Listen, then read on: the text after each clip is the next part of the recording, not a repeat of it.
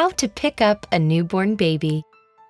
The moment your newborn is placed on you for the first time is an experience that only a mom can describe. All of a sudden, you're presented with a tiny human being who's yours to love and care for. And not all moms feel comfortable right away. Soon, though, handling and holding your baby will seem like second nature. Your doctor or midwife will explain how important it is to support a newborn's neck and head, since the baby won't have any muscle control yet. Before you pick your baby up, talk to them in a soft, soothing voice. That way, they will know you're there before they feel your touch. To lift your baby, gently slide the palm of your hand underneath their head. Then, slot your other hand under their bottom. If you're right-handed, use your left forearm to support the spine, and vice versa if you're left-handed. This hold will keep babies safe and secure, so you can easily lift them into your arms. When you put baby back down, because you'll have to at some point,